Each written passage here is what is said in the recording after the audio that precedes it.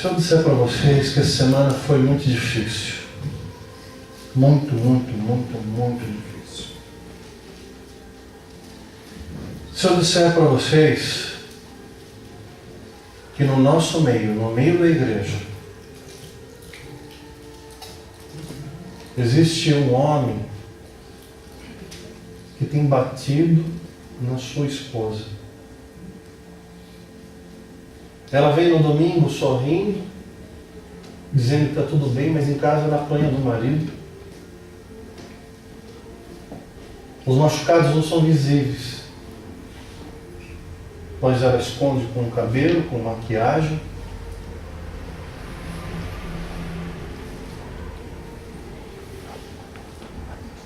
E existe agressão física, verbal, um terrorismo psicológico que tem destruído a família. Só que para piorar, não foi o único caso. Também fiquei sabendo que estão sumindo objetos, dinheiro, um celular foi roubado. Enquanto estamos louvando o Senhor, alguém está roubando os nossos pertences.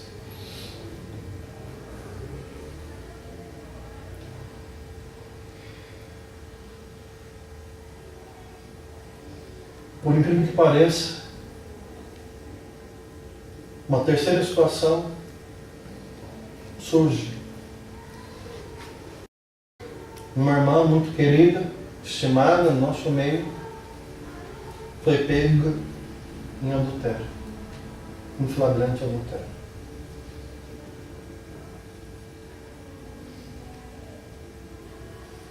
Vocês sabem do que eu estou falando?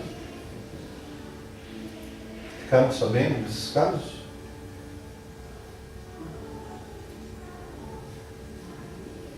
E se eu falar que é você que tem feito isso? E se eu falar o seu nome?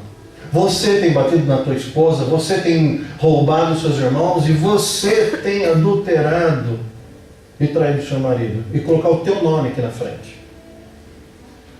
Para toda a igreja ouvir isso. E sair aí fora replicando e retransmitindo que você é um ladrão, uma ladra, que você é um adúltero, que você é um espancador de mulheres. Você gostaria? Você ficou chocado com essas alegações iniciais que fiz? Ficou pensando, mas o que o pastor está falando? Que absurdo é esse? Você ficou espantado? E até um pouco, sentindo um pouco de indignação diante dessa situação?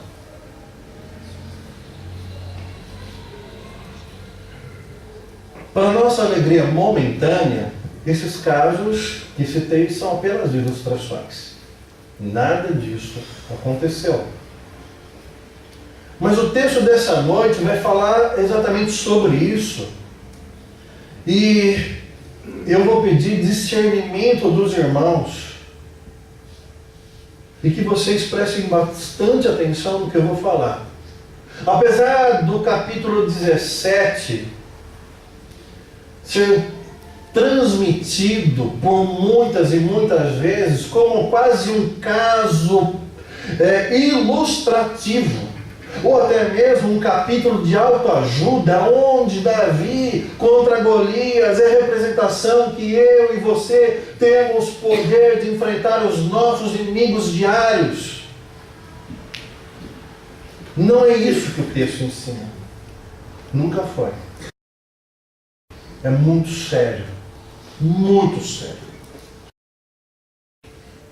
É fato que o texto ele é impressionante por si só, é a palavra de Deus, e mostra o que os homens e mulheres de Deus ao longo da história aprenderam quando se aproximaram, foram chamados e tiveram experiências com Deus.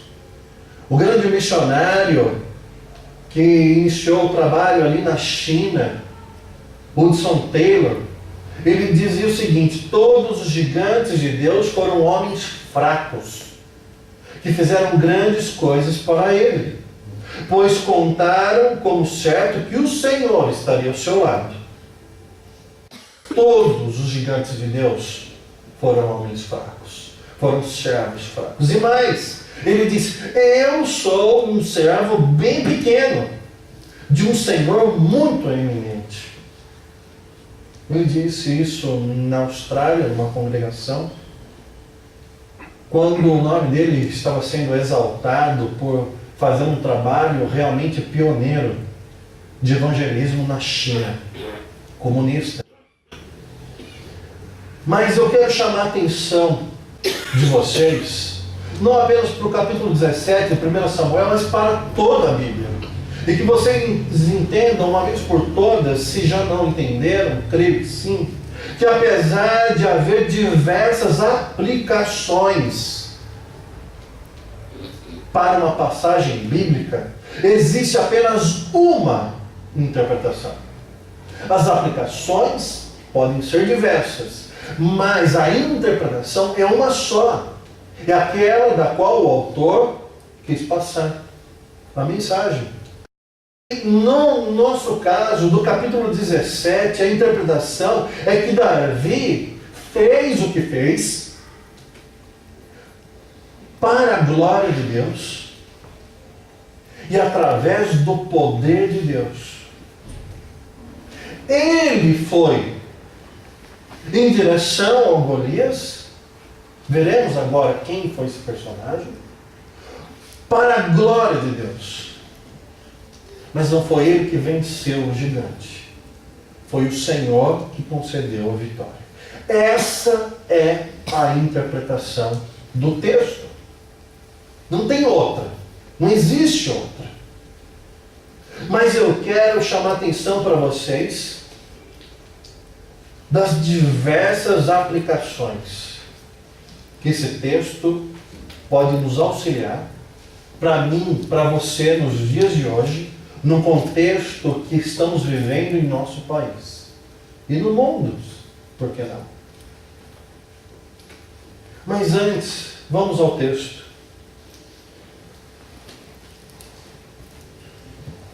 1 Samuel, capítulo 17, versículo 1. Os filisteus juntaram suas forças para a guerra e se reuniram em Socó de Judá. E acamparam em Efes-Damim, entre Socó e Azeca. Saul e os israelitas reuniram-se e acamparam no vale de Elá, posicionando-se em linha de batalha para enfrentar os filisteus. Os filisteus ocuparam uma colina e os israelitas outra, estando o vale entre eles.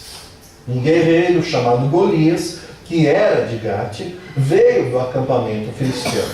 Tinha 2 metros e 90 centímetros de altura. Ele usava um capacete de bronze e vestia uma couraça de escamas de bronze que pesava 60 quilos. Nas pernas usava caneleiras de bronze e tinha um dardo de bronze pendurado nas costas. A haste de sua lança era parecida com uma lançadeira de tecelão. E sua ponta de ferro pesava 7 quilos e 200 gramas. Seu escudeiro ia à frente dele.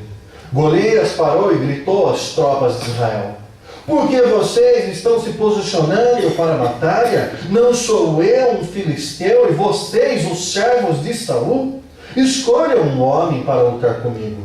Se ele puder lutar e vencer-me, nós seremos seus escravos. Todavia, se eu o vencer e o puser fora de combate, vocês serão nossos escravos e nos servirão. E acrescentou: eu desafio hoje as tropas de Israel, mande-me um homem para lutar sozinho comigo.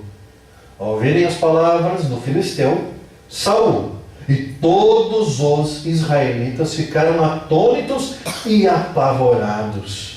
Davi era filho de Jessé, o efrateu de Belém de Judá.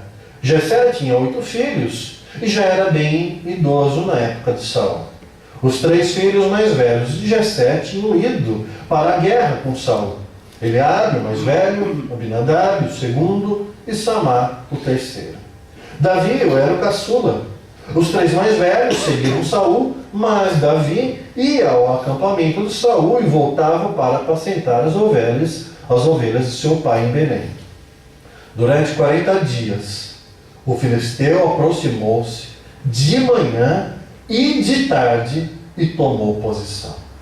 Nessa ocasião, Jessé disse ao seu filho Davi: pegue uma arroba de grãos tostados e 10 pães e leve-os depressa a seus irmãos no acampamento. Leve também esses 10 queijos ao comandante da unidade deles. Veja como estão seus irmãos e traga-me alguma garantia de que estão bem. Eles estão com Saul e com todos os homens de Israel no vale de Elá, lutando contra os filisteus. Levantando-se de madrugada, Davi deixou o rebanho com outro pastor, pegou a carga e partiu, conforme Jessé lhe havia ordenado. Chegou ao acampamento na hora em que o grito de batalha, o exército estava saindo para suas posições de combate. Israel e os filisteus estavam se posicionando em linha de batalha, frente a frente. Davi deixou o que havia trazido com o responsável pelos suprimentos e correu para a linha de batalha para saber como estavam seus irmãos. Enquanto conversava com eles, Golias, o guerreiro filisteu de Gate, avançou e lançou o seu desafio habitual. E Davi o ouviu. Quando os israelitas viram o homem, todos fugiram cheios de medo. Os israelitas diziam entre si: vocês viram aquele homem? Ele veio desafiar Israel. O rei dará grandes riquezas a quem o vencer. Também lhe dará sua filha em casamento e isentará de impostos em Israel a família de seu pai. Davi perguntou aos soldados que estavam ao seu lado: o que receberá o homem que matar esse filisteu e salvar a honra de Israel? Quem é esse filisteu incircunciso para desafiar os exércitos do Deus vivo? Repetiram a Davi o que haviam comentado e lhe disseram: é isso que receberá o homem que matá-lo. Quando Eliabe, o irmão mais velho, ouviu Davi falando com os soldados, ficou muito irritado com ele e perguntou: por que você veio até aqui? Com quem deixou aquelas poucas ovelhas no deserto? Sei que você é presunçoso e que o seu coração é mau. Você veio só para ver a batalha. E disse Davi: o que fiz agora? Será que não posso nem mesmo conversar? Ele então se virou para o outro e perguntou a mesma coisa, e os homens responderam-lhe como antes. As palavras de Davi chegaram aos ouvidos de Saul, que o mandou chamar. Davi disse a Saul: ninguém deve ficar com o coração abatido por causa desse filisteu. Teu servo irá e lutará com ele. Respondeu Saul: você não tem condições de lutar contra esse filisteu. Você é apenas um rapaz. Ele é um guerreiro desde a mocidade. Davi, entretanto, disse a Saul: teu servo toma conta das ovelhas do teu pai. Quando aparece um leão ou um urso e leva uma ovelha do rebanho, eu vou atrás dele, dou-lhes golpes e livro a ovelha de sua boca. Quando se vira contra mim, eu o pego pela juba e lhe dou golpes até matá-lo.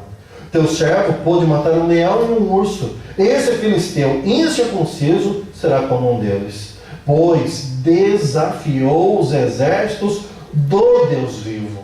O Senhor que me livrou das garras do leão e das garras do urso, me livrará das mãos desse filisteu. Diante disso Saul disse a Davi: vá, e que o Senhor esteja com você. Saul vestiu Davi com sua própria túnica, colocou-lhe uma armadura e lhe pôs um capacete de bronze na cabeça. Davi prendeu sua espada sobre a túnica e tentou andar, mas não estava acostumado com aquilo. E disse a Saul: não consigo andar com isso, pois não estou acostumado.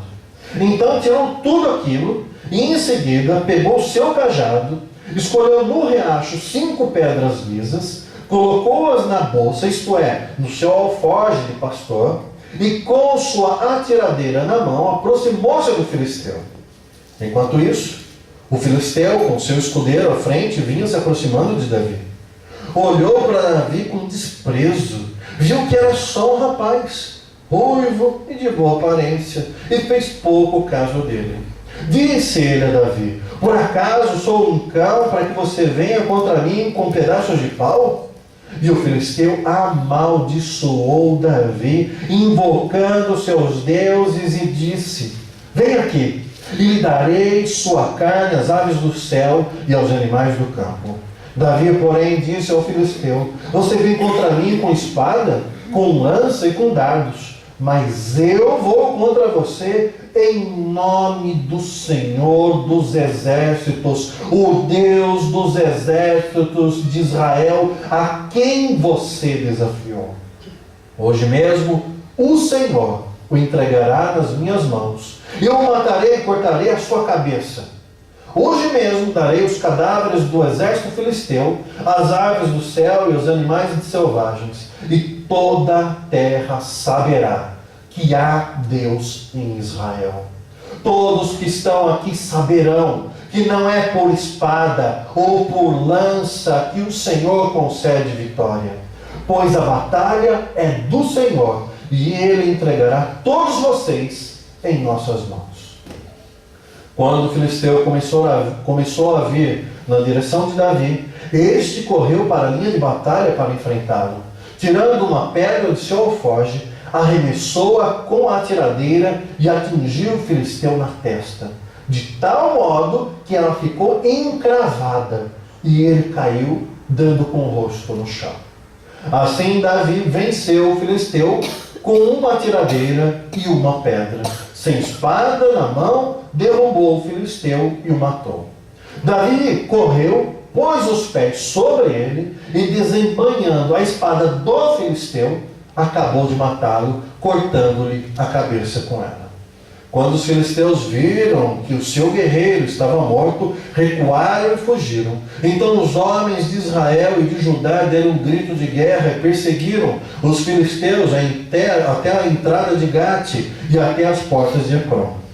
Cadáveres de filisteus ficaram espalhados ao longo da estrada de Saaraim até Gate e Ecrón. Quando os israelitas voltaram da perseguição aos filisteus, levaram tudo o que havia no acampamento deles. Davi pegou a cabeça do filisteu, levou para Jerusalém e guardou as armas do filisteu em sua própria tenda. Quando Saul viu Davi avançando para enfrentar o filisteu, perguntou a Abner, o comandante do exército: Abner, quem é o pai daquele rapaz? Abner respondeu: juro por tua vida, ó rei, que eu não sei. E o rei ordenou-lhe: descubra quem é o pai dele. Logo que Davi voltou, depois de ter matado o filisteu, Abner levou-o perante Saul. Davi ainda segurava a cabeça de Golias. E Saul lhe perguntou: de quem você é filho, meu jovem? Respondeu Davi: sou filho de teu servo Jessé, de Belém. Meus irmãos, estamos caminhando no primeiro livro de Samuel já há algum tempo, e desde lá, capítulo 7 anterior, nós vimos que os filisteus eram um povo inimigo de Israel, do povo de Deus. Nós vimos que os filhos de Eli, aquele sumo sacerdote, banana, negligente, que tinha os filhos mau caráter, eles perderam a arca do Senhor para os filisteus. Nós vimos que a arca foi levada, foi colocada no templo de Dagon, o deus, um dos deuses dos filisteus, e ali demonstrou o seu poder. Nós vimos que os filisteus devolveram a arca, ainda com ouro, com reparações econômicas, para que a arca fosse embora e parasse de morrer o povo filisteu. Nós vimos que os filisteus voltaram a guerrear, e se não fosse Jonatas, filho de Saul, com o seu escudeiro, apenas os dois enfrentando aquele exército, não existiria Israel na face da terra, e ali o Senhor concedeu vitória a Jonatas contra os filisteus. Nós vimos várias vezes esse mesmo povo e outros povos inimigos do Senhor e do povo de Deus atacando Israel e manchando o nome do Deus vivo de Israel. E aqui não é diferente. O que destaca nesse texto é que existe um homem que é mais alto do que Saul. muito mais, ao ponto de se destacar até mesmo entre os filisteus. Segundo o texto, esse homem media praticamente quase 3 metros. Tinha quase 3 metros de altura. E as proporções registradas no texto é realmente de um homem gigantesco, mas muito forte. E não apenas forte, um homem treinado na guerra, um homem de guerra, um homem habilidoso em matar. E o objetivo dele era matar quem? O povo de Israel. Era pisar no nome do Deus vivo. E os recursos que ele possuía? Todos os melhores recursos da sua época. Tinha lanças de bronze, de metais que lhe favoreciam o combate. Tinha escudos, tinha caneleiras, tinha espada, tinha capacetes, tinha todo tipo de armamento. E durante 40 dias, o exército de Israel perfilado de um lado, o exército filisteu perfilado do outro, um vale dividindo esses dois exércitos, durante 40 dias, de manhã e de tarde, 2 vezes por dia, Golias, esse gigante, se apresentava diante do povo de Deus e os humilhava, de manhã e de tarde. E novamente no dia seguinte, e no dia seguinte, e no dia seguinte. Davi, semana passada nós vimos que era um menino que foi preterido dentro de sua própria família, quando Samuel foi ungir, ao mando de Deus, o novo rei de Israel. Nós vimos também que Davi foi requisitado, pois Saul, totalmente perturbado e afligido por um espírito maligno vindo da parte do Senhor, sofria terrivelmente e só ficava mais calmo quando Davi tocava o seu instrumento. Davi não permanecia na corte, mas ia e voltava. Quando Saul estava mal, ele era chamado e servia a Saul. Quando Saul estava bem, ele voltava para sua casa, ia para o campo cuidar das ovelhas. Davi é um menino. É um jovem, um rapaz, provavelmente entre 17 e 20 anos, segundo os teólogos, sem experiência de guerra nenhuma. Os irmãos mais velhos, os 3 mais velhos, foram convocados para o exército. Ele não. Ele era um menino que ficava no campo cuidando das ovelhas. Mas um dia o pai fala, leva comida para eles que estão lá no campo de batalha. E já eram 40 dias só nesse desafio bizonho de Golias contra o povo de Israel. Então o pai de Davi disse, olha, leva esse queijo para os capitães, para os comandantes, leva alimento para os seus irmãos e traz notícias. Eu não sei, eles estão na guerra, quero saber se estão vivos, se estão bem. E Davi obedece e vai. Chegando lá, bem na hora, o que ele ouve? Um gigante desafiando Israel. E o que ele vê? Saul fazendo o seu papel de sempre, covarde, se tolhendo da responsabilidade de cuidar do povo de Deus. E os soldados? Apavorados diante do gigante. Aí o menino chega e olha aquilo e fica como?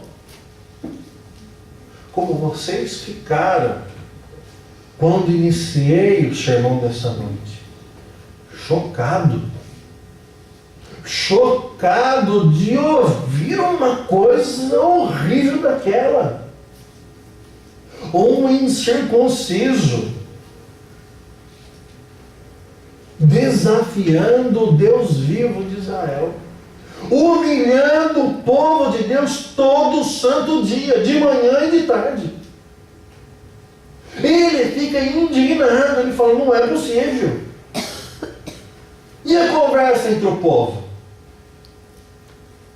Entre os soldados? Saul disse que quem tiver coragem de enfrentar e ganhar do gigante, vai receber dinheiro, a família dele não vai precisar pagar mais imposto. Até a princesa, a filha do rei Saul, vai ser dada em casamento. E Davi fala, mas não deve ser possível. Como é essa história? É isso mesmo que eu estou ouvindo? Tem que pagar, alguém tem que pagar para ir lá combater esse incircunciso, esse maldito. O irmão mais velho vê aquilo, e como muitos hoje fazem com o povo de Deus. O que você está falando? O que você quer saber? Você não é ninguém, você é um moleque. Você é presunçoso, você é isso, você é aquilo. Aliás, você está aqui só para ver a batalha, né? Seu negócio é espetáculo, é sangue. Vai para casa, moleque. Tem meia dúzia de ovelhas lá do nosso pai que você deixou largado no deserto. Vai ser útil em algum lugar. Aqui você está atrapalhando.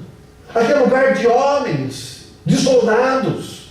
E você, quem você é? Quem você é? Você não é ninguém. Vai para casa, fica quieto e se recolhe à sua insignificância. Davi responde, olha, mas eu só estou conversando, eu não posso nem conversar mais. Ele continuou. E quando ele percebeu que ninguém do exército teria coragem para se apresentar e enfrentar aquele filisteu, ele diz, eu vou. Saul ficou sabendo de um louco, de um menino, falando que ia. E o que ele, rei, homem pronto, homem já experimentado em batalhas, o que ele faz? Deixa que eu vou. Deixa que eu faço. Deixa que eu enfrento. Ele fala, menino, vem cá.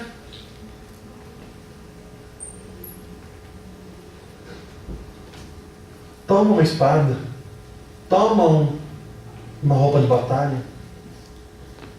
Vá você. Vá você.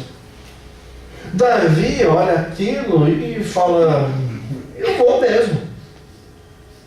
mesmo, porque apesar de ser considerado um menino, eu sei o que Deus é capaz de fazer na minha vida, porque quando vinha lá, eu estava pastoreando, vinha um leão, vinha um urso, e eu cuidei daquilo que era do Senhor. E o Senhor me abençoou, e Ele vai me abençoar de novo hoje. Pois a minha força não vem dos meus braços, mas vem de Deus. E ali Davi até coloca a armadura.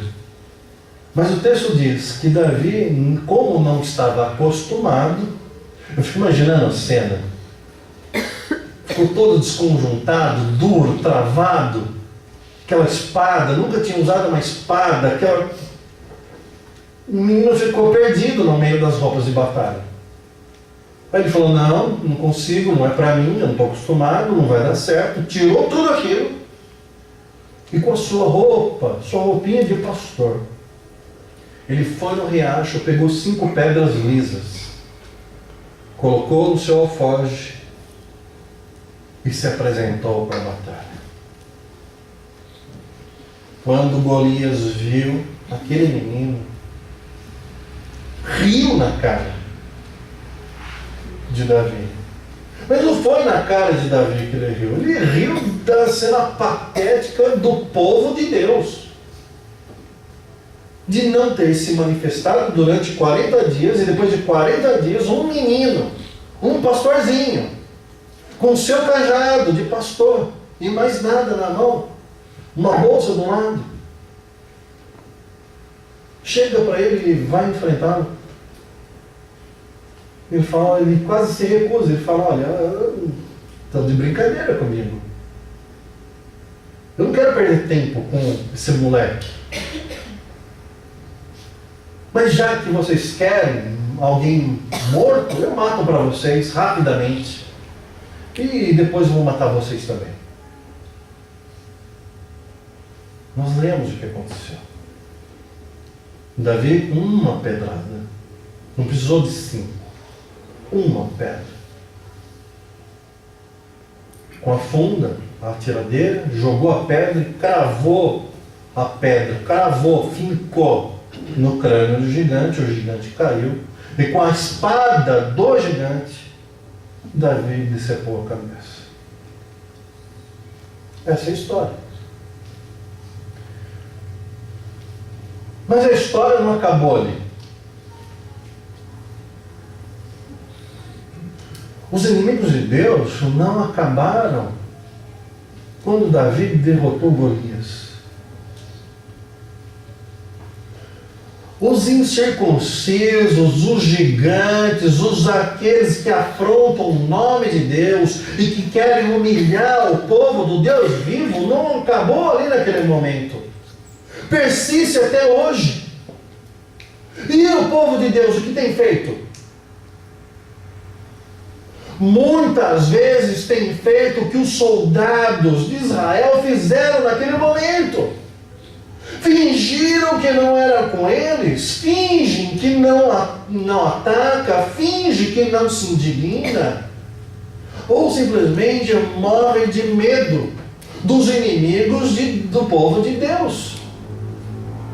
Quando Davi ouve aquele incircunciso falando mal, manchando a honra de Deus, o nome de Deus, o Senhor dos exércitos, ele fica chocado, ele não fica parado, ele não aceita passivamente que aquilo perdure, ele diga: não, eu não admito, eu vou fazer alguma coisa em relação a isso, eu não aceito, eu não me conformo com a atitude dos meus compatriotas. Hoje, parece que todo mundo já está conformado que existe um Golias cuspindo na igreja santa, imaculada, que foi comprada pelo sangue do Cordeiro. Mas é uma covardia, é um medo, é um apavoramento tão grande, que um deixa para o outro deixa para um e ninguém faz nada. Só que eu estou percebendo que ultimamente a coisa está entrando por um viés muito mais terrível. Pois naquele momento existia um exército perfilado de um lado e um outro exército perfilado de outro lado. Havia uma distinção clara entre quem era quem. Mas o que se percebe hoje em dia é que aqueles apavorados estão tão deslumbrados com o porte 2,90 metros do inimigo, com o seu equipamento, com a sua capacidade letal, que eles têm mudado de exército.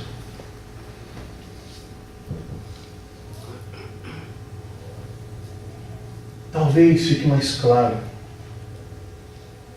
quando eu lembrá-los, pelo menos acredito que muitos já viram algumas dessas notícias que eu vou dar agora.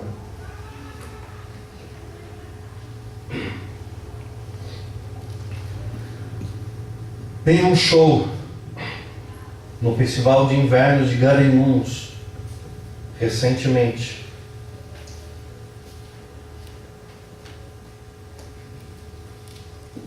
Um cantor pernambucano, no meio do show, disse, abre aspas, eu não vou repetir as palavras integralmente, pois estamos num lugar santo, mas você é capaz de entender o conteúdo. Abre aspas, segundo esse cantor. E eu estou aqui para dizer para vocês que Jesus, ele é travesti. Sim, Jesus, ele é transexual. Sim, Jesus é uma bicha. Sim, Pode vaiar à vontade. Enfia a vaia.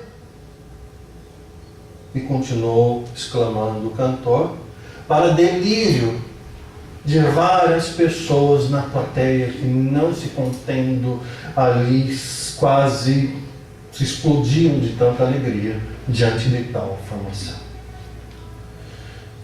Mas também, segundo o jornal A Folha, uma peça teatral denominada O Evangelho segundo Jesus, a Rainha do Céu, retrata Jesus como uma transexual, e o jornal diz que essa peça estava quebrando paradigmas diante de um cristianismo moralista e castrador. De fato, no palco, um travesti representa Jesus e propõe que Jesus pode ser a travesti, a prostituta, Jesus pode ser um bicha, Jesus pode ser um drogado, e que não importa a vida da pessoa, porque Jesus, ele pode ser todas essas coisas sem que seja necessário nenhuma mudança.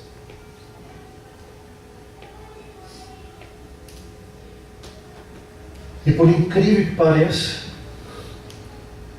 no Reino Unido, um grupo islâmico, não estou falando de um grupo cristão, mas um grupo islâmico,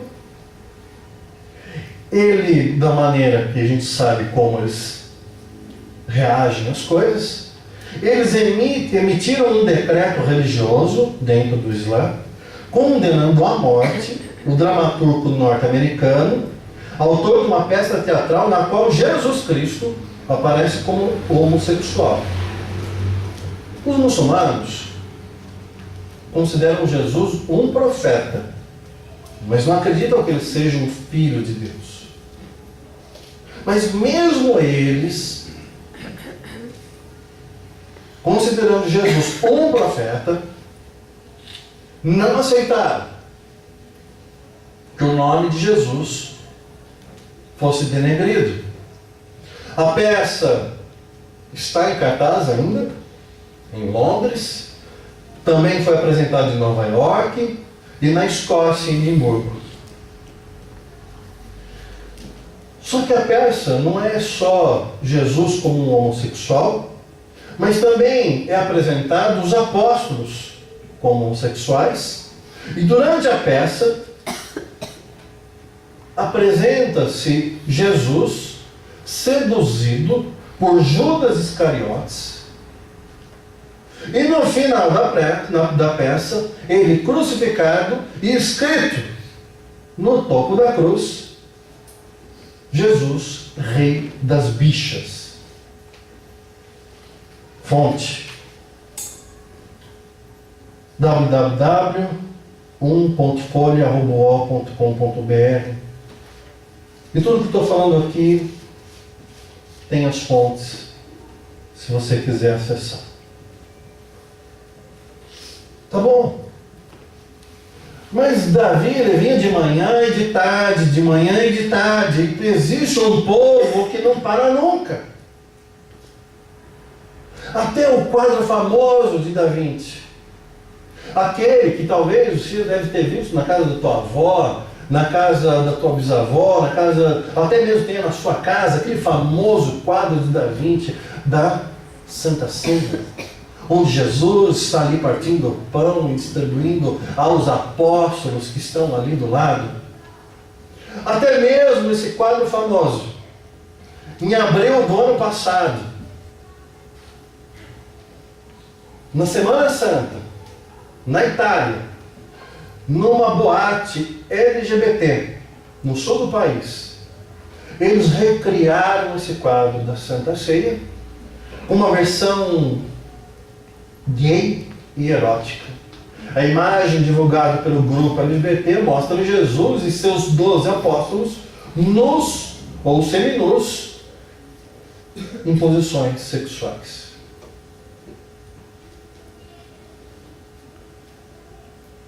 No Brasil,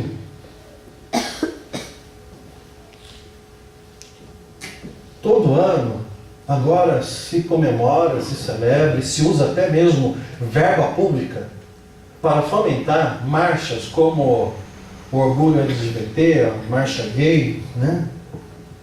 Mas também uma outra marcha do movimento feminista chamada Marcha das Vadias. Uma dessas marchas em Copacabana aconteceu o que sempre acontece com grupos da extrema esquerda. Usam para atacar o cristianismo, o povo de Deus. A novidade é que nessa marcha eles extrapolaram tanto, que até algumas pessoas do movimento, do Marcha das Vadias, mulheres que se autodenominam vadias, acharam que foi um pouquinho excessivo. O que elas fizeram? Dentre as muitas ações, uma das mais nojentas foi o fato das feministas terem usado a imagem de Maria como objeto sexual. Interessante que, até irônico, porque, segundo elas, defendem a mulher, mas não pensaram em nenhum momento em denegrir a honra da mulher mais amada da história da Igreja Cristã, Maria, esposa de José, mãe de Jesus. Depois disso, não satisfeitas, elas começaram a quebrar imagens de santos católicos e também cruz, várias cruzes. Por fim, uma das feministas pegou o que sobrou de uma cruz que elas quebraram, colocou um preservativo na cruz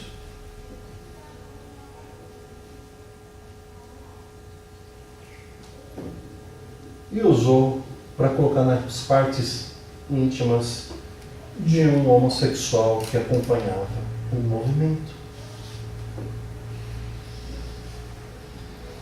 Saibam vocês que eu estou amenizando o texto, pois na íntegra é muito mais pesado.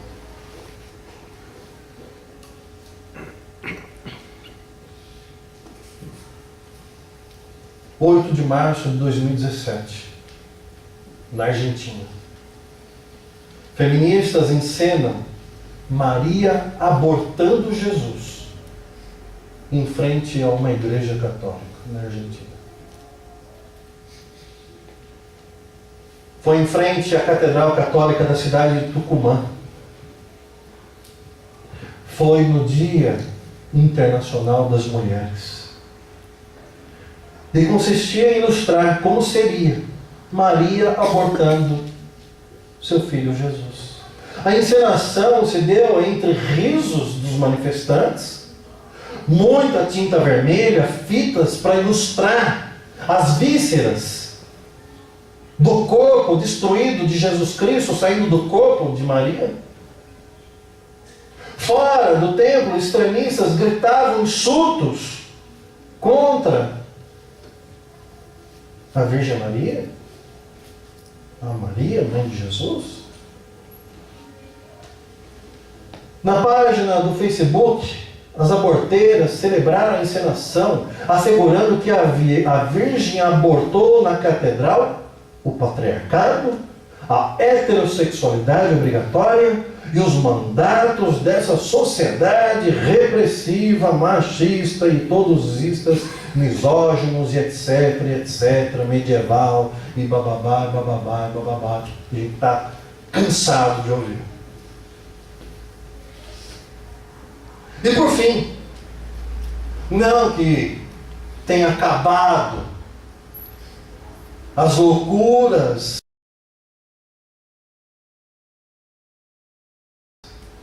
dos inimigos do povo de Deus, da palavra de Deus, que querem manchar a glória de Deus, mas só porque o nosso tempo não permite, também não é o nosso objetivo, ficar embrulhando o nosso estômago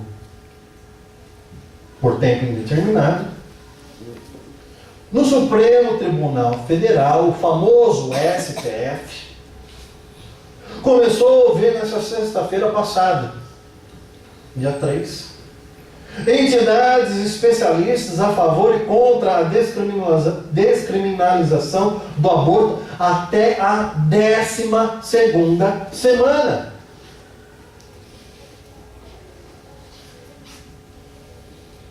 Ou seja, eles querem colocar como algo de saúde pública, algo normal, comum, a ser praticado livremente. Que mulheres possam acessar o Sistema Único de Saúde e matar a sua criança e abortar o seu filho, a sua filha, mesmo que já tenha 3 meses de gestação.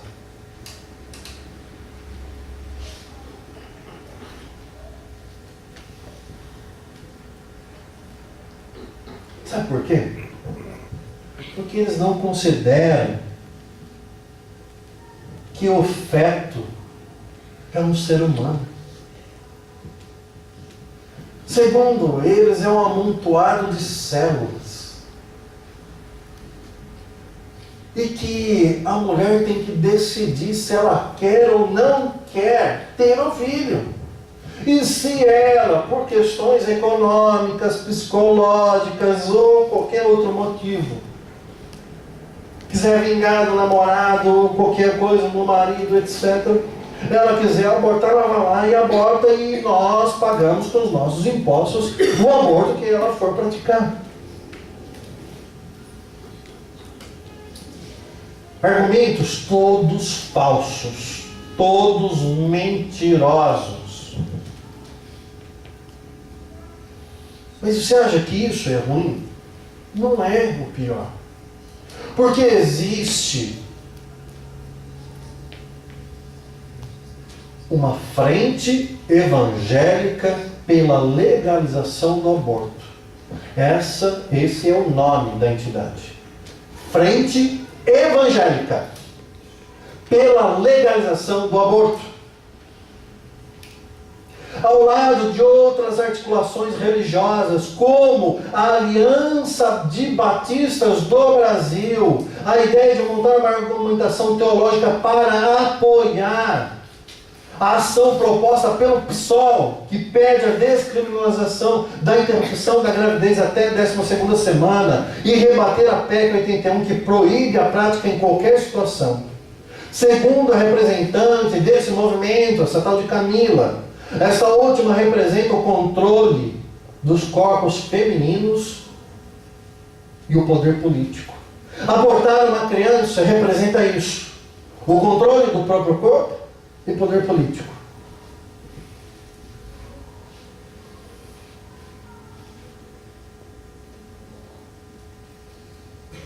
No YouTube você pode acessar, se você quiser pode pegar a fonte comigo.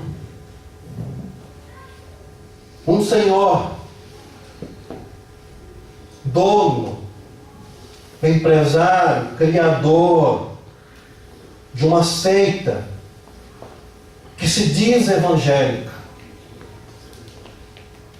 Um homem muito poderoso, muito rico, que influencia milhões de pessoas, infelizmente, que construiu uma réplica até desproporcional do Templo de Salomão, na cidade de São Paulo. Ele diz o seguinte, trecho de um livro apenas: o que é melhor? Um aborto ou uma criança mendigando? Vivendo num lixão? O que é melhor? A Bíblia fala que é melhor não ter nascido do que ter nascido e viver no inferno. Então vamos matar as crianças para eles não irem para o inferno. Eu sou, palavras dele, eu sou a favor do aborto, sim. E a ênfase é no sim. E digo isso em alto bom som, com toda a fé do meu coração. E não tenho medo de pecar. E se estou pecando, esse pecado é consciente. Se eu não acredito nisso, é uma questão de inteligência, nem de fé. Pois lá em Nova York, depois que foi promovida a lei sobre aborto, a criminalidade diminuiu assustadoramente. Por quê? Porque deixou de nascer criança revoltada.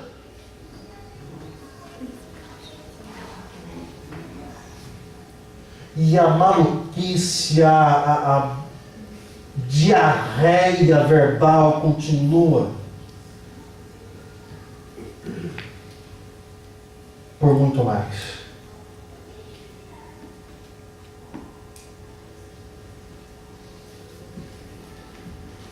Eu não sei se você veio nessa noite para ouvir uma história bonitinha de um menino chamado Davi, com uma pedrinha taca na cabecinha de um gigantão chamado Golias.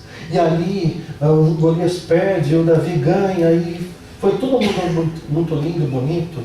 E você pode ir para sua casa, e você pode pedir para você esse poder de Davi para enfrentar o seu gigante amanhã cedo, que talvez seja o seu chefe, talvez seja a sua doença, ou qualquer outra coisa. E coitadinho de você, tadinho, Deus também vai fazer com você o que fez com Davi, aquele menininho desprezado, e você tão desprezadinho também, amanhã vai matar o seu gigantezinho. Desculpa, te decepcionei.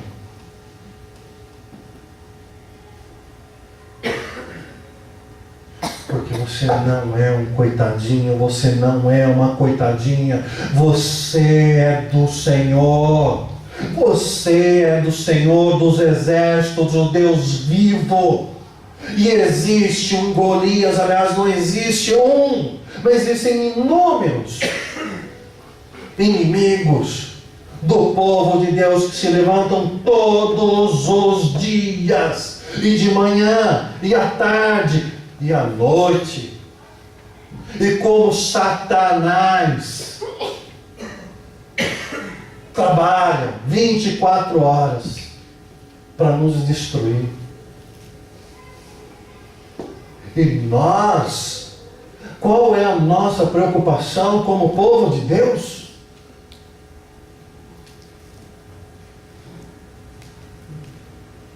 É vencer o desânimo para vir no culto do domingo?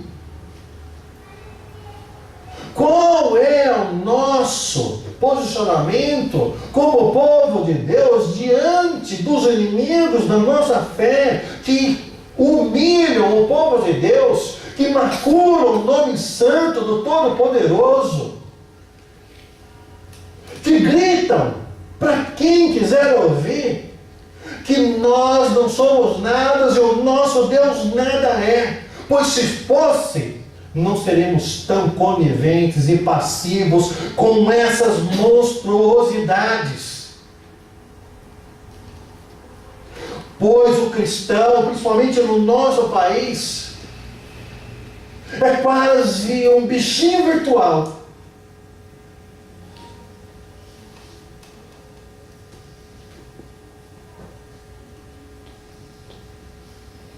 Quando a coisa pega, não existe um.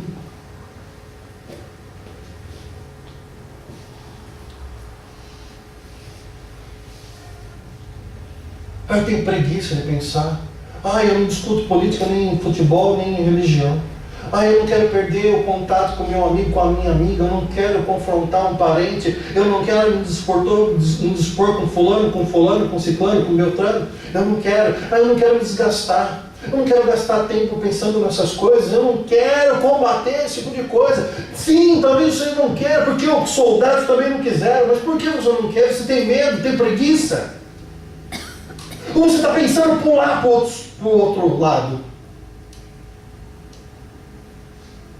Que às vezes é isso que acontece. Como uma pessoa que se diz cristã participa de uma frente evangélica pela legalização do aborto.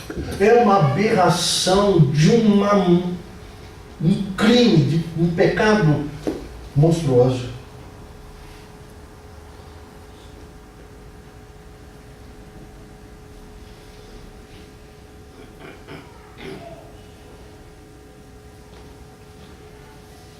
enquanto os evangélicos usarem as palavras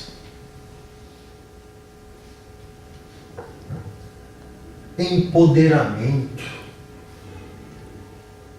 mais do que humildade, enquanto os crentes estiverem mais acalorados nos discursos de dívidas históricas, disso e daquilo, mais do que falarem da dívida histórica paga na cruz do Calvário, a sublime graça de Jesus Cristo, enquanto patriarcado ocupar o coração da cristã, do cristão, mais do que a santidade.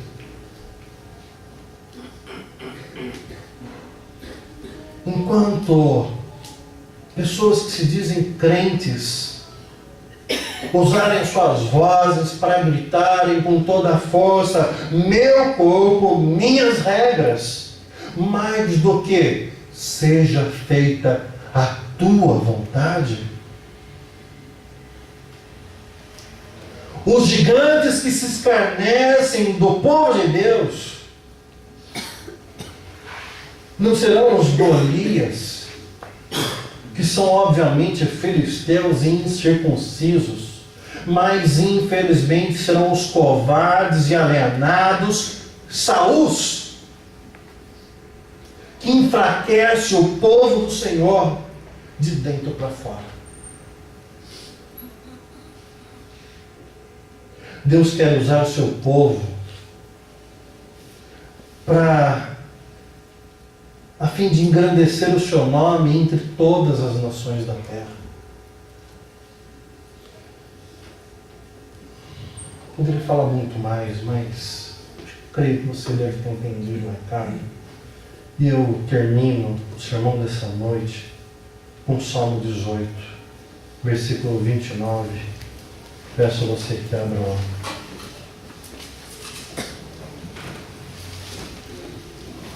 Salmo 18.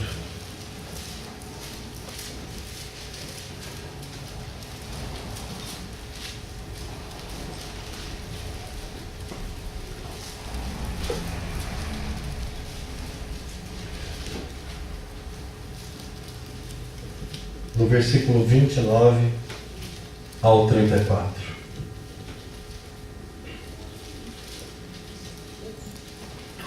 Salmo 18 é um salmo de Davi. É o Davi que matou Golias. Ele diz assim, a partir do 29: com o teu auxílio posso atacar uma tropa. Com o meu Deus posso transpor muralhas. Este é o Deus cujo caminho é perfeito. A palavra do Senhor é comprovadamente genuína. Ele é um escudo para todos os que nele se refugiam. Pois quem é Deus além do Senhor? E quem é rocha senão o nosso Deus? Ele é o Deus que me reveste de força e torna perfeito o meu caminho, torna os meus pés ágeis como os da corça, sustenta-me firme nas alturas. Ele treina as minhas mãos para a batalha e os meus braços para vergar um arco de bronze. Tu me dás o teu escudo de vitória, tua mão direita me sustém.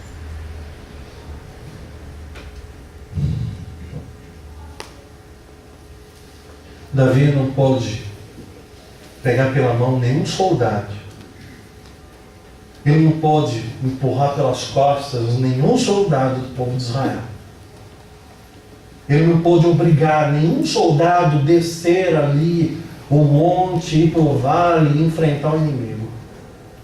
Ele não pôde, não fez. Ele fez o que ele podia fazer. Ele foi lá e honrou e glorificou o nome de Deus na fraqueza dele, pois o poder de Deus se aperfeiçoou na fraqueza de Davi e a vitória não foi de Davi, foi do Senhor. Como eu também não posso te obrigar a se levantar e se posicionar contra esses faladores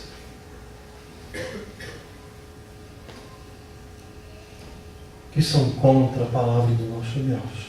Eu não posso obrigar você a chegar na tua casa e estudar e descobrir por que aborto é pecado, por que homossexualidade é pecado e por que todas essas coisas estão erradas. Eu não posso.